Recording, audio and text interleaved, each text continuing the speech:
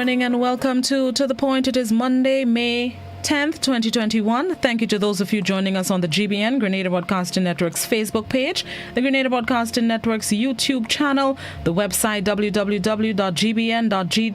GBN TV, channel 7, 11 and 20. Good morning to the listeners of Classic 105.5, 105.9, as well as the folks joining us on Party Grenada and Go to FET Facebook pages. Always a pleasure to have you. This morning, my virtual guest is the Public Relations Officer of the Public Workers Union, Daisy Hazzard. Good morning, Miss Hazzard. How art thou this fabulous rainy Monday? Good morning, Blossom, and good morning to the viewing and listening public, Grenada, Carriacou, Petit Martinique, and indeed across the world. It is a fabulous day. It's been a lot of rain over the weekend and in the past week, but we thank God for every blessing. Amen. Showers of blessings is what I call them. Absolutely. All right. Well, Ms. Hazzard, let's get into this morning. Of course, the issue or our primary discussion this morning would center around 4%. That's what I'm calling it. The saga or the fight for the 4% has been ongoing since last week of January. Yes. What are some of the latest you can tell us before we get into some of the finer details? What are some of the latest in that battle? Well, what we can tell you is that there is a lot of misinformation out there, deliberately so. A lot of that misinformation has been put out there by operatives of government and indeed even the government itself. But what we can tell you is that public servants in Grenada have not yet received their 4% increases. And until we receive that, we are not stepping back from industrial action that makes this and keeps this in the forefront of the public mind. Indeed, when you speak with Grenadians today, the first thing they tell you is about 4%. Every joke, every parting shot, if there is a flu that comes around, it is going to be called 4% because it's a topic on everybody's mind. You mentioned there's some misinformation out there. Misinformation such as what? Let me make sure. Suppose I hear it and I'm thinking it was real. Well, for instance, recently the PWU had a press conference about 2-3 weeks ago, and we indicated in that press conference that we were yet to receive a date from government to meet with the GNT to discuss the 4% issue. We indicated that we had written to the GNT, and 1 month later they wrote back and indicated to us that the Labour Commissioner would be in touch to convene a date for the meeting, but that so far we had not received a date. And we indicated that a date must be within a day and a month and a week, within a year. There's a calendar. And very quickly, the government and even ministers of government went on, to proclaim that, yes, indeed, they had met with the union. And it is not true when we say that there was no date. And that was misinformation deliberately, because what we were supposed to have met with government for was to sign a fringe benefit package. But when we received a date from government, and we examined the fringe benefit package that we were to sign, which they gave us a date to sign, we found that the package looked severely different from the last package that we had discussed with the government. It was a package that we could not sign. Some of it was asking us literally to sign away our rights to undertake industrial action. Some of it was so ambiguous, and it was not what the union had agreed on in our last sitting with government. And so we could not sign, and we indicated to government that we were going to send this back, and we would therefore have to do a new date. But they put that all together to indicate to the public that there was a date for signing. There was a date to meet, and we didn't meet. And that was really deliberately misconstrued. What we can tell you now is that since then, we have received word, we have met with the Labour Commissioner. It was a very preliminary and explorative meeting where we laid our case on the table before him, because even if it's in the public domain, we cannot just, take it for granted that he knows or he understands all of the issues. So we would have put forward our case, and we are to receive, we have a commitment on the table from Labour Commissioner Mr. Cyrus Griffith, and we do trust his word that before the close of this week, before Friday of this week, he will indicate to us that there will be a meeting, and we will attend. We are waiting to attend that meeting. Is there any sign of the government being more forthcoming with the payment of that 4% sooner than the month that they have given, which is by December? Is there any indication that they are caving just a little bit? Right. So let me be clear, Blossom. that the the Grenada Public Workers Union, we do not have any commitment we have not had any discussions with government of Grenada concerning December 2021. We know that the GUT has had those discussions. And we also know that based on arrangements with public sector union, if one union goes ahead and settles or has some sort of an agreement or discussions about December, we expect that all discussions will go to December as well. But so far, we have not had those discussions. But what we can see here, Blossom, is very, very clear to see, is that we have a government that's running on pride and a lot of ego. And it is sad when our country, the running of our country, public decisions for the good of the country really comes down to ego. And I say ego, let's look at WRB. Grenada settled WRB matter last year for a lot of money. I think $63 million one way and $33 million for in legal fees another way. But when we look at the historical background of this thing, first of all, one, it should not have been touched in the way that it was. And two, had the government settled that case way back in 2018, they would have saved the taxpayers of this country millions of dollars. They chose not to, and that was pride, because they were never going to win that battle. Let's look at Dorset Charles' case.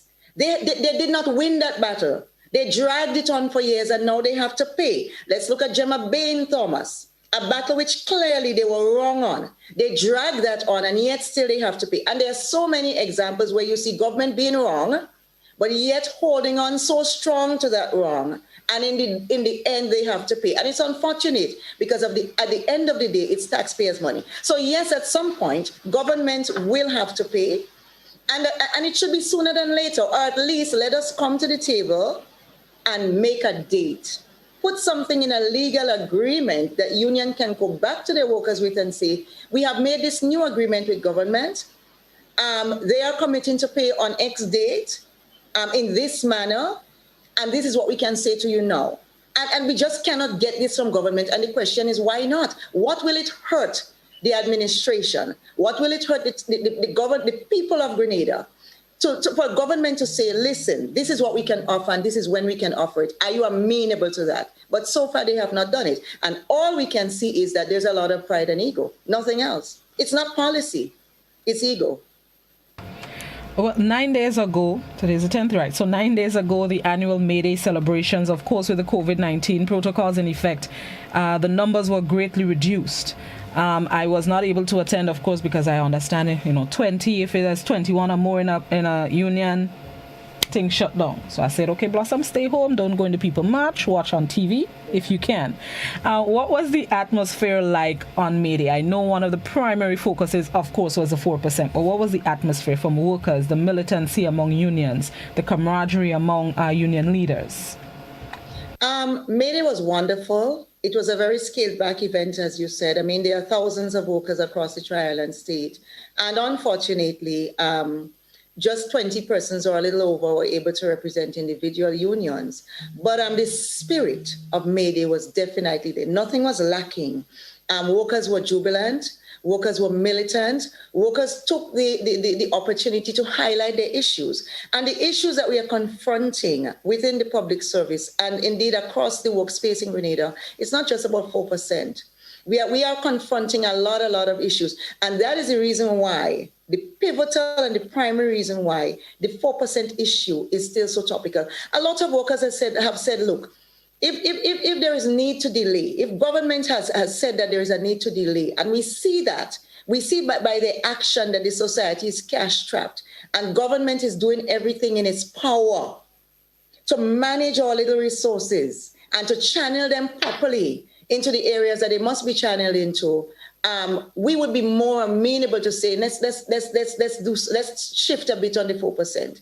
But we have not seen that. And so May Day was very militant. I mean, the atmosphere at the stadium, at the National Stadium, I mean, Brother Grimes, our president, our new president, Brother Jude Bartholomew of the Grenada Union of Teachers, all of the representatives who presented, they really made a case for workers and really highlighted the poor conditions of the industrial landscape in Grenada at this time. As you said, there was more than just the 4% as some of the primary concerns and issues for workers. What were some of the others that were highlighted by the plaques, by the chants and the marches?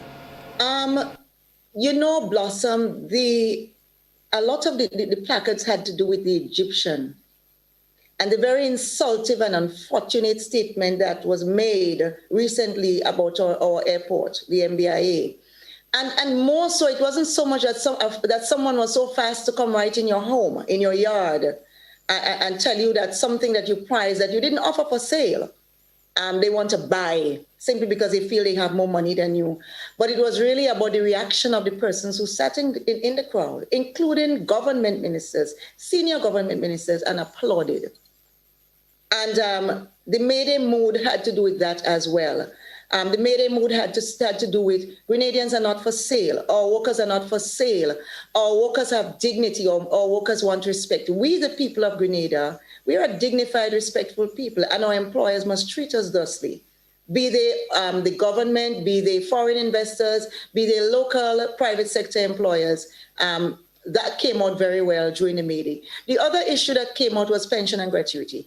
And Blossom, we've been talking about pension and gratuity since 2018. And we know that, unfortunately, to add insult to injury and hurt on top of hurt, workers who took industrial action to highlight the fact that as of now, there is no pension and gratuity. Our salaries were docked. Their salaries were docked. And all we are asking for is what government ministers receive. All we are asking for is what parliamentarians have given themselves in the parliament in our country, because the 1983 law disenfranchised them, but they came back later on and they made it cushy for themselves, so they can receive a pension after 8 years, after 2 terms in government. They don't have to wait until they're 60. Some of them, a lot of government ministers right now collect pension and pay. They do not have to wait until they're 60. Blossom, I have been working with government for over 30 years. I started when I was a baby. And on retirement, as of now, there is no pension for me. I was speaking with a senior citizen yesterday who receives a total of $512 from NIS per month as a check. That person worked in Grenada first as a policewoman, second in the field of social services, and this is where they ended their career. And now today receives $512. No gratuity, no pension, just that much. And there's so many people in our society who's hurting. And you're wondering, why would our government, who understands the need for gratuity and pension because they've given it to themselves, why wouldn't these parliamentarians, why wouldn't this administration see the need to uphold the Constitution and to honor it and reinstate gratuity and pension in Grenada? So this was made in a capsule. One of the actions that is being undertaken in the fight for the 4% as well, I recall a news release or a letter issued by the Grenada Union of Teachers advising teachers to take their 1 hour of lunch as of next Monday, the 17th. And I know that's not your union specifically, but it's a joint fight. What are your thoughts on the latest advisory coming out of GUT for its members? And likewise, what actions are the PW advising its members that it can take, maybe even from Monday as well? Right. So as of last week, we have asked our workers to upscale wearing of union T-shirts. So we have asked workers to just continuously wear the union T-shirts and also to wear red, which is why today I'm wearing something red. So you would notice our workers may be wearing red on their clothing, bits of ribbon and so. And we expect that will upscale significantly within this week. So just look out for us. We also intend to upscale our own actions within this week. Our members are clamoring, they are fed up, and they just want to say to the administration and to the society, I am here. I'm a worker. I have worth. I have value. I want to be treated with respect. And they have asked us to undertake some upscaling of activities, so we will do that. Let's talk about teachers and lunch break. And let's be very, very, very clear. that all of the unions stand in solidarity together on this matter. 4% and the pension and gratuity matter and any other matter. And so, yes, we have seen it, and we have been told by the duty that this action is going to happen. And Blossom, I was a teacher. I say that all the time. I spent many, many years in the classroom. And one of the most important times in the school day is the lunch break. This is when you really get to spend time with your students who might need some extra help. This is when you have to ensure that the child who didn't come to school with lunch, but is too shy or embarrassed to say, does not go hungry. This is when you get some time to mark some books. This is when you have to be so vigilant, because this is when fights may break out. This is when you may wonder, where's my little troublesome boy? Where did he go to this lunchtime? I told him don't go far because I want to keep him where I can see him to ensure that he doesn't come back wounded and bleeding at 1 o'clock. And so during the lunchtime is a time of day that teachers don't get paid for. It's not contact teaching time, but teachers are so usually vigilant and militant during that time to safeguard our students.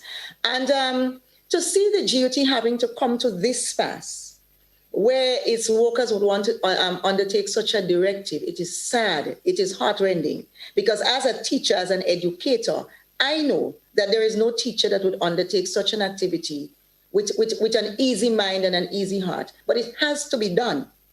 And that brought me back, and it's bringing everybody back to 2008, 2019, when our government, with a lot of ego, huge overinflated ego, at the time, salaries were docked and teachers and everybody's hurting, public servants hurting, and they said, well, we'll just open mass education centers.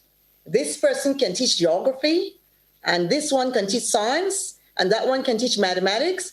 And so we are going to open mass education centers. And at the time, I thought it was such an insult to the Grenadian people, such an insult to Grenadian children and to Grenadian parents, that we have school plans around our country, and you have a government that's saying, I have a disagreement with teachers, and rather than come to the table and sit to resolve this properly, I'm going to threaten and promise something that could never be done, mass education centers. And so perhaps it's a good time for government to think about mass education centers, because certainly they have a responsibility to ensure that these students are kept safe and looked after during the lunch break. They are the ones who have precipitated this activity. It falls directly on their doorstep. They are the ones who have precipitated it. They have it in their power to the 4% issue can go away. It is within the grasp of government. It is within their power. And the question is, government, why won't you? Why are you prolonging the 4% issue in our society so much? There are so many more important things that we have to be focusing on and concentrating on at this time. And it should not be 4%. We can do better, and we should do better, government. Okay, so let me play devil's advocate and put on government's hat. It's not that we want to prolong it. We just cannot afford to pay that 4% at this time because of the economic downturn since the onset of the COVID-19 pandemic. So just give us a bit of time. December 2021, once the economy allows. Again, we have not had that conversation with you, and so we cannot give you that time. One of the issues that we had placed on the table when we said to government in January of this year, we are willing to give you a deferral. We are willing to say to you, you cannot pay in January. We understand the economic situation in Grenada because of COVID, and we are willing to give you a couple months grace. And we are even willing, when that time period elapses, if the conditions does not suit to pay, to relook the agreement again. But we wanted to have a conversation about our contract workers.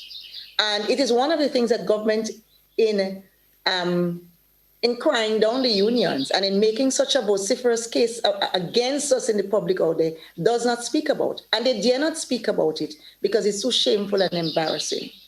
Our labor code lays out clearly how workers can be employed within the public and private sector in our country. Our labor code lays out how workers can be contracted. And we have this administration being one of the most rogue operators, one of the most rogue employers in our country in the way that public servants are hired. I mean, we've said it many times, but I'm going to say it again. A person should not be hired on contract beyond a 2-year period doing the same job continuously. You have persons working 20 years. There's a lady, a cleaner at the hospital, who will retire this year. Her salary is $1,200 a month, $1,200. We could count it on 10 plus 2 fingers, right? And you have so many persons like that throughout the system. You have young persons with first degrees and master's degree and being perpetually employed by government on contract, and it is illegal. And what is worse, Blossom, is that even right, and I know I've digressed a bit, so I'm going to come back. Even right now, a lot of these workers, even Imani workers and contract workers who've been there 12 years, 8 years, holding down an Imani position or holding down a contract position, now these workers are saying to you that they are being threatened and bullied, and supervisors are asking them on the directive of the administration to come into their office, take a contract, a new contract, that discards all the years of service that they have given and sign a new one. They cannot take it away to peruse it. They cannot bring it to their union. They cannot take it to their lawyer. They cannot even take it back to their office quietly to ponder and to say, what am I signing before they put their signature? They are being threatened. You either sign today now, right here, or you have no job. This is happening in Grenada. This is being done by our government. So to just go back, you asked the question, government posing as, Blossom posing as government, can government pay? And you've sort of indicated that you cannot pay because of the economic situation. We are saying to you that you can pay. We are saying to the government of Grenada that all indications point to your ability to pay. Again, let's go back to the WRB. When we were greeted with the gift of Grenlec at the start of this year, there was no fanfare, there was no fight. We only heard that this thing was done. It was a done deal. Millions of dollars in USD was pulled out and paid to a foreign company that went abroad. We've seen actions in the last couple of months that indicates that this government is flush. We've seen the hiring of an advisor, a former minister of government who stepped away and now comes back and say, well, you know, I've always been in the fold. I've never left at all. And whatever might have been said that I said when I left previously, oh, no, that's not why I left. I left because I had, family commitments and whatever. And now this person is on the payroll. And we hear a figure being tossed out there about $5,000. And the question that the public is asking is, when you say $5,000, do you mean 5,000 USD? Because we don't trust that is 5,000 EC dollars. The record of government hiring operatives, hiring consultants, hiring all sorts of people in all sorts of ways. It's not 5,000 EC dollars. That's the salaries that PSs and people working 30 and 35 years in government work for. But the persons that they bring on board on the gravy train, they're not working for 5,000 EC dollars. We see a promise of traffic lights to the tune of $30 million. But beyond that, Blossom, we've also looked at the figures. We've looked at the monies that our public servants have been collecting. We've looked at the monies that's been coming through our Inland Revenue Department, and it is not as dire, it is not as grim as government would want this country to believe. And indeed, economists, reputable economists in this country, reputable persons within the financial sector have said that government of Grenada has nothing to lose by giving workers the increase, because it would act as a stimulus to the economy. In short, when you pay that money to workers, it would circulate back into the economy. So literally, every time you have to pay it out, you'd have already collected it and more. So what do you have to lose? Why not pay? Government can pay. We know that. The government also knows that they have the ability to pay. Can I elaborate, Blossom, or would you like to come in here? No, feel free to elaborate, because I was going to ask how you're so certain that we have, $3 million to shell out every month. It is, yeah. First of all, let's look at WRB. Wherever that money came from, it's in the millions of dollars. If the government took that same money and calculated it back into EC and paid workers the 4% increase every month, it will last for a couple of years. And again, there is nothing to lose, because that same money is going to regenerate itself. It's like a plant that you grow. If you feed it, if you give it water, it's going to grow. If you give it nothing, it dies. And so the 4% is a stimulus, not just for workers, but for the entire economy. Right now, government is stunting the growth of this economy by not paying 4%. Okay? We see that. We've also seen, like we said, the statistics, which shows that there is an increase, and there might even be a little growth in the economy. But here's a question, Blossom. If you cannot pay now, if you're not able to pay now, and you indicate to one union and to the public that you'll pay in December, and you're even indicating that you'll pay it retroactively, in December you will have owed for 12 months. Where will you get that money? Are you going to make cash? Because the money must come from the economy. So if the economy doesn't have it January to May, we're in May. And if the economy doesn't have it May to December, and you pay it in December, where are you getting it from? Are you saying to the public that miraculously, somehow probably between November and December, October and December, you're going to amass that money in the economy, that things are going to boom? Maybe one of the oil wells will finally spill over? Where is that? I mean, it's just a matter of logic and common sense. If you don't have it to pay now, where will it come from in December? And where will it come from in a lump sum and with a gratuity on it? Where? And so this is why we know government can pay. Because if you plan to pay in December, it's because you're finding it from what we are collecting now. Because there is no way you can just pick it up in December unless it is somewhere where the WRB money came from and you're just holding on to that. And then you're going to pay in December. But then the question is, why? Why facilitate and foster this state of unease and unrest in your society for all of these months? Why? All right. Okay. I hear your analogy. All right. I'll give you that one. Let's take a break and then we're going to come back. The phones are already ringing. We're going to field questions from the members of the public, viewers and listeners. This is To The Point on GBN and Classic. We'll be right back.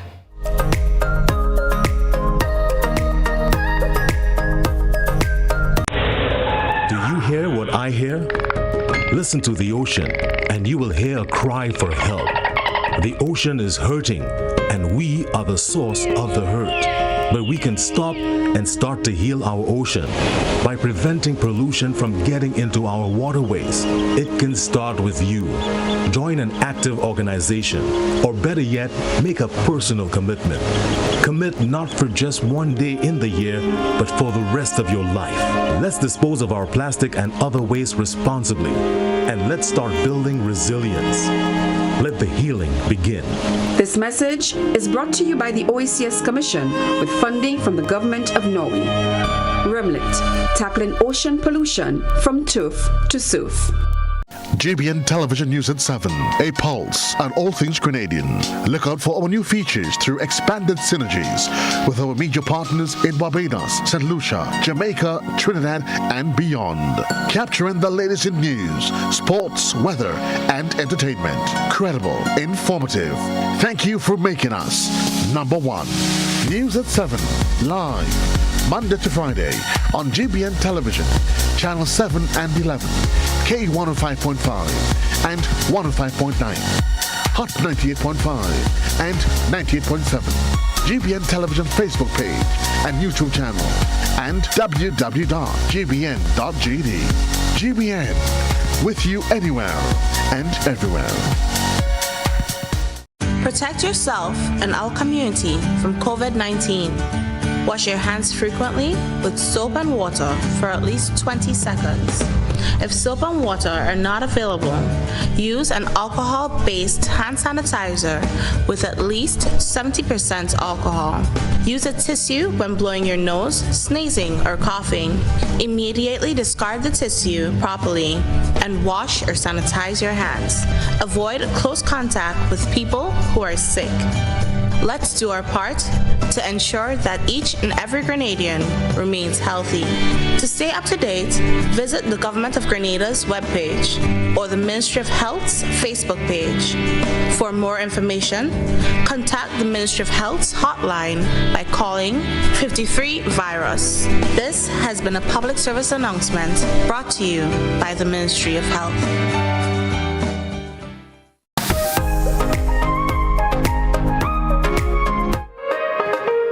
Welcome back to The Point, speaking with Public Relations Officer of the Public Workers Union, Daisy Hazzard. Before we go to the viewers and listeners, let me ask Ms. Hazzard. Recently, there was a document circulated coming from government indicating, the years of salary increases for public officers. And part of the document showed that there was no increase for public officers between the years of 2008 and 2013.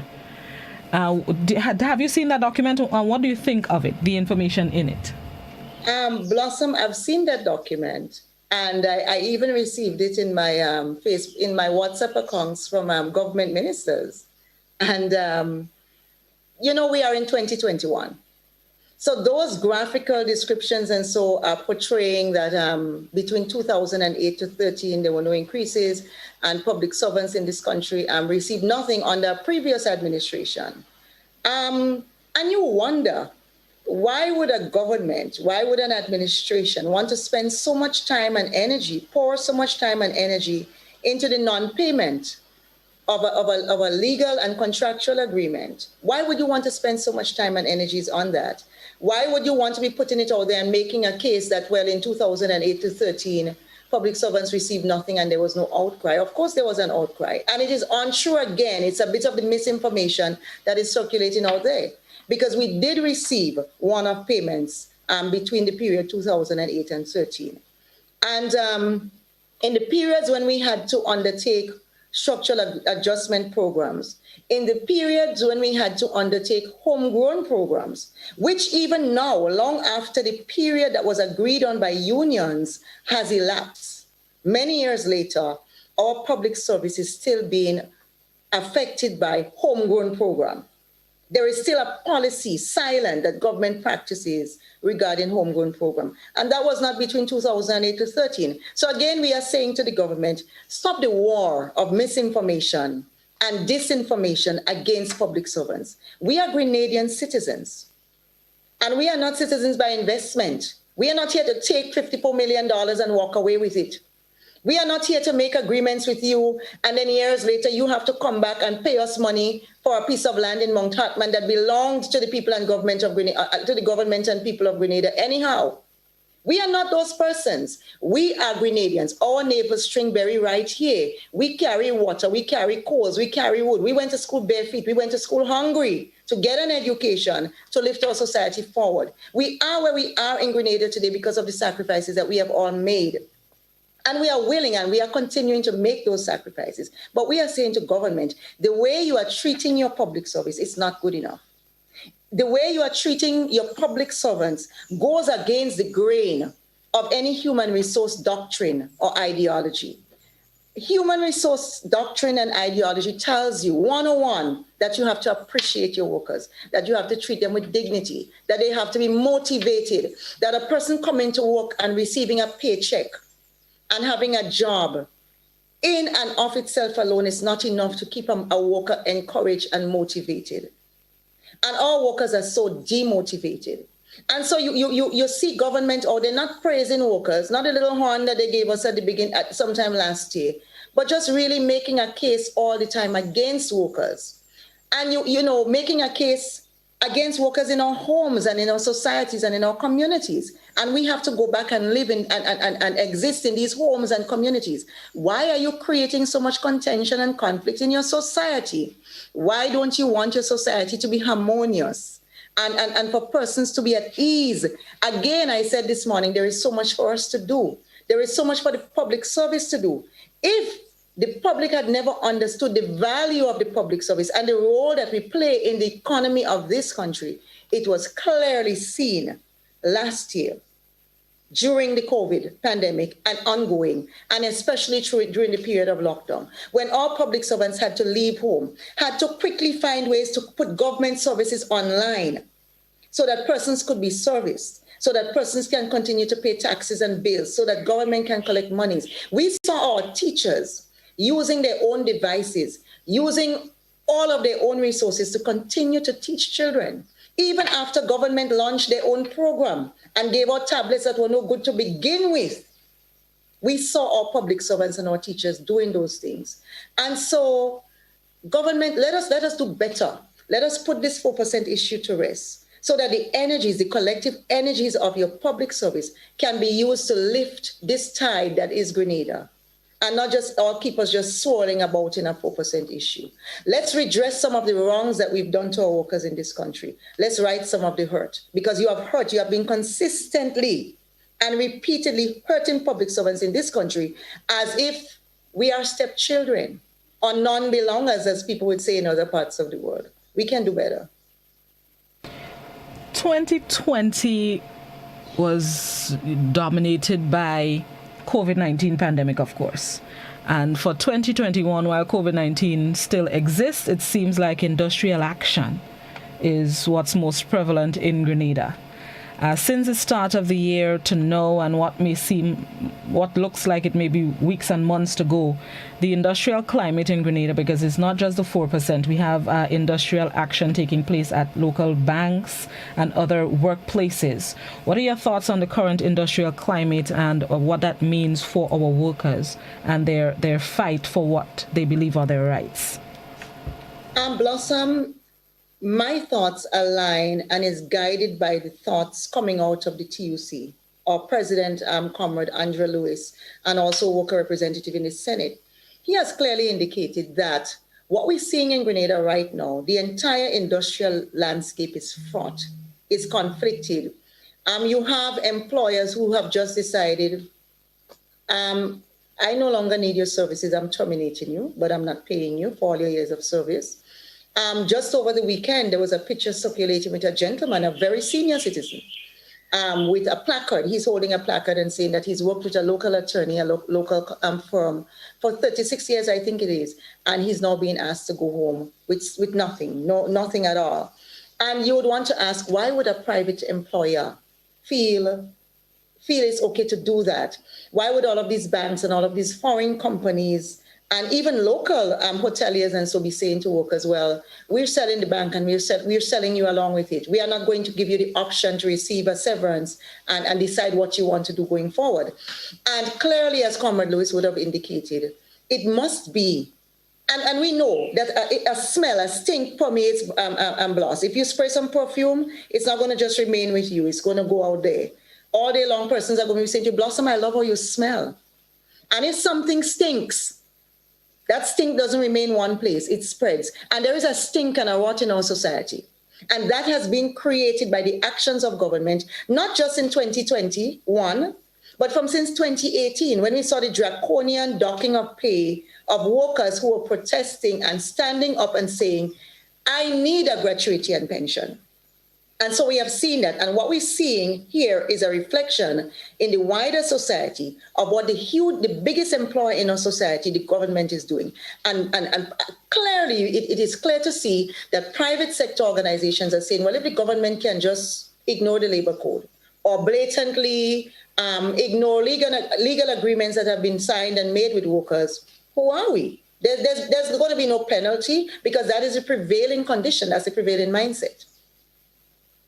Yeah. At this point, let's invite our viewers and listeners who may have comments, questions, queries, concerns for Ms. Hazzard. Now is your opportunity to ask them. The landline number is 435-2041. That's also the WhatsApp number. Please, only written messages on WhatsApp, and you can continue posting your comments, questions, queries, concerns on the GBN, Grenada Broadcasting Network's Facebook page and the Grenada Broadcasting Network's YouTube channel.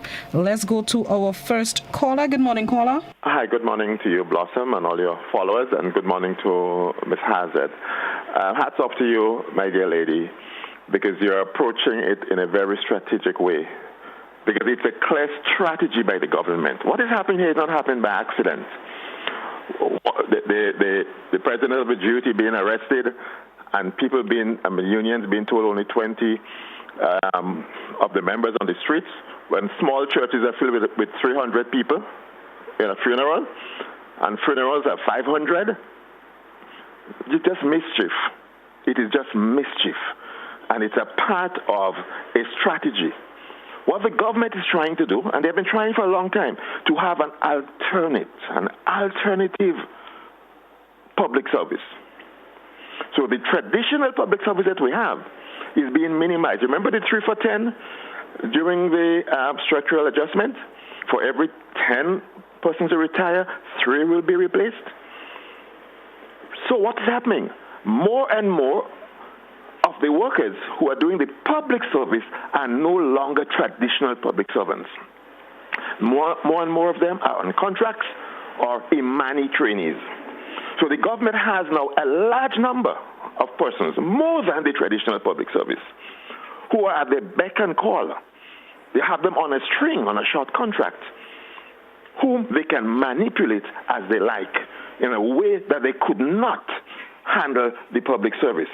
Well, I heard something over the weekend. I don't know if I heard it wrong, but I heard a pronouncement by the PM that all Imani trainees who have served 2 years should be deemed to be a contract worker, and they should be given contract and paid. Well, he didn't say who they're contracted to and for how long that contract would be and how much they would be paid. But it's part of a strategy to divide and rule. So more and more, the traditional public service is being eroded. The services stink, as you say. Nothing is going on in most of these ministries, but it doesn't bother them. It works for them because more and more people who are coming in are on contracts or they're Imani trainees who they can manipulate as they choose. Sad, but it's happening and it's on purpose. It's not an accident. Thank you very much. Ms. Hazzard? All right. Blossom, that caller has concised our discussion here. It's very spot on and is aware of what is happening in the civil service. And I just want to say to the general public and to the caller, thank you very much for the support. It is not always easy to be the voice and to be the one out there, seeming to be speaking out and saying government do better. And so when you receive support from the public, it is really heartening and it helps to strengthen. It's unfortunate that, I would have heard those comments over the weekend as well about the Imani trainees and so. And it's unfortunate. And you want to ask the question, well, who's holding the tiller? Who's holding the rudder? Who's in charge here? How can we have an administration that's claiming not to know that there are persons who have been Imani trainees for donkey years? And I'm not talking about 2 years. I'm talking about 8 years and 12 years. And for as long as the Imani training program has been there, you have workers who work in the ministry, and I'm aware of them personally. So I'm not saying what my mind tells me, I'm saying what I know. Persons who came into the service as Imani trainees. And today they are still within the ministries, but they don't know how or what. They cannot tell you, this is my letter. They cannot tell you if they are, well, of course they are not established. They cannot say to you that I have a contract. Or some of them may have a letter that says, I've been employed by the PS, but it's dated back to 2006 or 2000 and whatever, there's nothing recent. You have persons who came into, there's one worker I can bring to mind. That lady is a grandmother. She's almost 50. She worked, I think it was 8 years as an Imani trainee. Then she went on and she worked 11 years on contract. She's now presently at the General Hospital catching hell. And the supervisors there, on advice, of course, they don't do things of their own accord. They have to do what the administration wants. Have said to this goodly lady that all the years, 8 and 11, that's 19 years of service to this country. That don't count anymore. You are now to sign a new contract, a year-by-year contract. You have not accumulated any vacation time, so you're starting fresh. You're not going to get any vacation days until after 1 year. You cannot call in sick. even when schools were not back out fully. And she had situations where her children, she has 4 school-age children, some would have school and some days and some wouldn't have.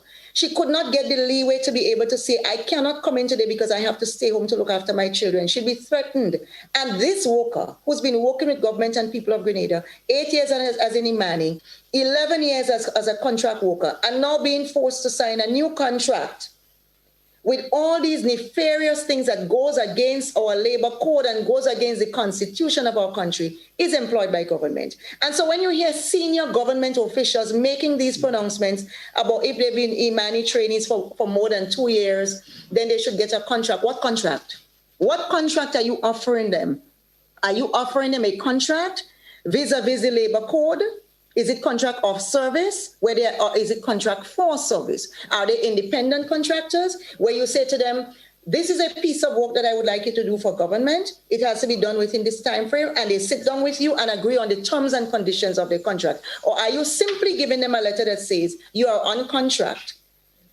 I wish I could have pulled up one of these to share with your listeners, Blossom, because when you look at it, they're not contracts. They're just pieces of paper that are meant to keep our workers in slavery in the year 2021, are meant to discriminate against these workers and disenfranchise against these workers. And again, this is happening in Grenada, and I want people to be aware. And Prime Minister Mitchell, if you are not aware, as a public worker and as a public relations worker of the PW, I want to let you know that your people are hurting, that Imani trainees and contract workers are not being employed properly according to the labor code of Grenada, that they are being forced into servitude, that they are being forced to sign contracts that they do not have the right to take away and peruse, or to ask their union to look at, or to ask their lawyers to look at, that the contracts that they are being made to sign goes against the labor code. And if you are urging and encouraging, and if you want to set up a policy directive that says after Imani training, then contract, that cannot be beyond 2 years. It cannot be beyond 2 years, and it must be within a position somewhere. What's the job? What's the job description? What's the job title? If you're going to be placed on contract, to do what? For how long? Under what conditions? So, Prime Minister, you have set yourself a challenge publicly, and I am challenging you publicly to do better for your civil servants. If you did not know, today you know. I am telling you. I am willing to advise you, and I'm not working for $5,000 a month to do it. I'm giving it free. Let me go to a question on Facebook. Somebody says it's been weeks now since industrial actions have been going on, and we did hear the Prime Minister commenting on every action, especially within the classroom actions, but government is not budging. Question: do you think that if parents and students take part in the protest, it will be more effective than going at it alone? Why civil disobedience has been ruled out? And if government can pay the 4% and decide they can pay 3 or 2% within a 6-month period, would unions willing to negotiate such a deal? Well, again, that person sounds like someone who can advise the government, and perhaps is doing so for free. Because again, what we want is, what unions are asking for is for government to give us a legal agreement that replaces the one that they've reneged on. The contract that they've broken, we would like a new contract. We would like a new contract that we can agree on. I cannot sit here today and say in this forum what unions will and will not agree to. What I can say is that government is not going to win this war. There is no way that a government can embark on war and conflict with its workers, with its teachers, and come out the winner. They cannot win. You may win the little skirmish, you may win a war, but the overall battle, you will not win. And who suffers at the end of the day? It's all of us in Grenada. Who suffers are our children. And you cannot say that you are concerned about our children. And you cannot say that you have a care for children who, when teachers do take some sick out action, they are left unattended at the schools. You cannot say that you have a care when you have a hand in creating the conditions that cause teachers to want to seek out. Again, Blossom and Public, no worker undertakes industrial action easily. No worker goes out there on the picket line. No worker puts on a union jersey or a red jersey and goes sweats in the hot sun just because it's fun. It's not fun. Sometimes you don't want to do it, but you have to do it because you have to stand for something. And again, government has to compromise. And let's ask this question, Blossom. You saw recently when the president of the GUT was called in for questioning by the RGPF. And it had to do with the March 7th protest and COVID regulations and so. And, you ask yourself sometimes, well, are there one set of citizens in this country who are to abide by COVID protocols?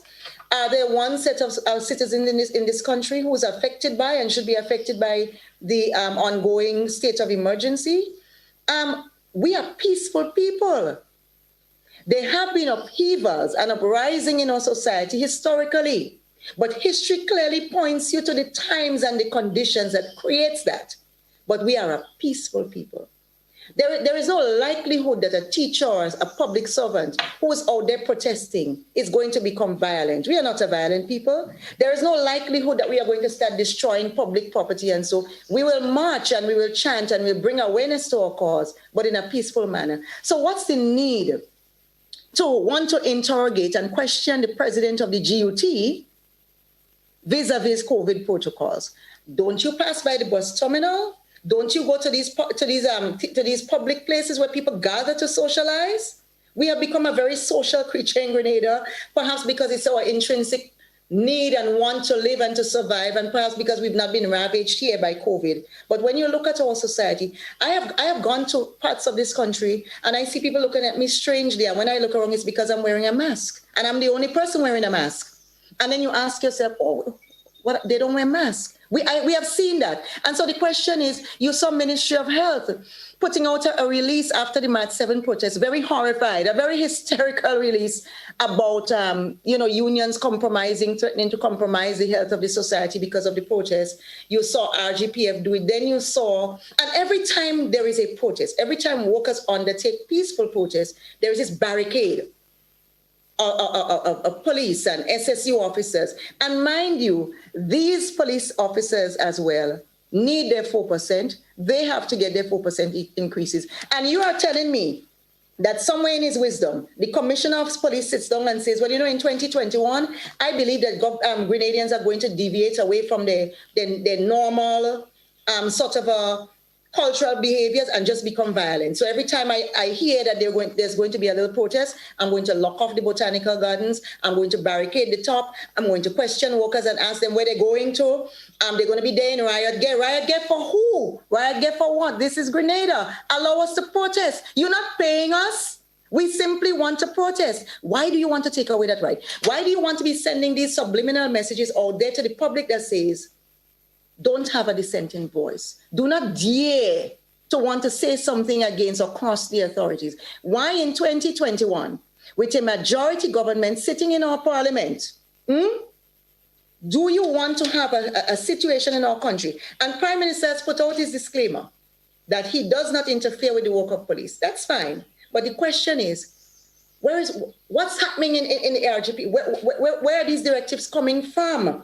We know Commissioner Andy Martin. We know him to be a very smart, very intelligent, very rational person. So why all the police present? We are peaceful people.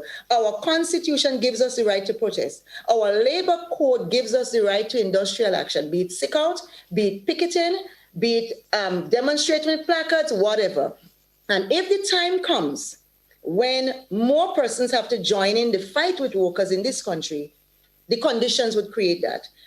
There is no way that unions are going to ask children and underage persons to come out there. But when we are marching and when we undertake our action, yes, we love the support of the public. Wear your red jerseys with us, fly red flags with us.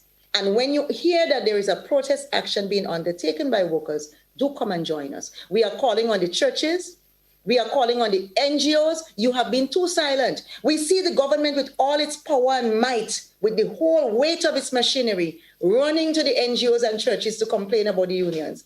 We are asking the NGOs, the churches, all the partners in this society, TGM, all the groups and organizations, come out and speak up.